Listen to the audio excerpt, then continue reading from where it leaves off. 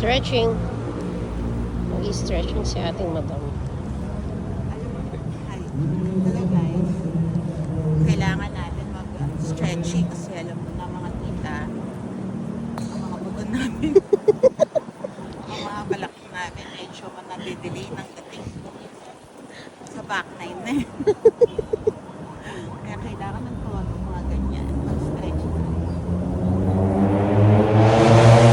Napapansin nyo guys, ang dami ko minsan na ito, ayan, nakita nyo ba yan? Yung mga patch kong yan.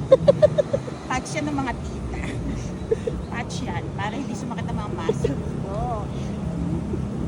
Naku, Diyos ko. My goodness. Ha? Girls versus boys? Nagsimula na naman po ang hamunan. Ay, sige po. Okay Lunch. po. Okay. May muligan? Lunch of winner's choice. Anong gusto mo? Hinahamon na naman tayo ng mga lalaki, guys. May muligan. One, back one.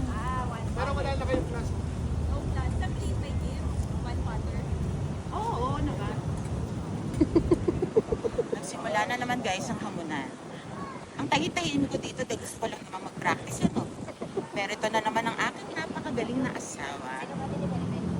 Si Sir, na ayaw magpakita sa vlog. Kasi wala na naman siya maghamunan. Lalaki versus babae. Siya, ewan. Nasaan ba si Tamet? Kailangan mag-practice na tayo. Seryoso na. Meron ng pustahan na naman, no? Sana walang hindi kami mag-away, no? Mag-iba na. Nung tayo sa pusta mo ba, no? Pustahan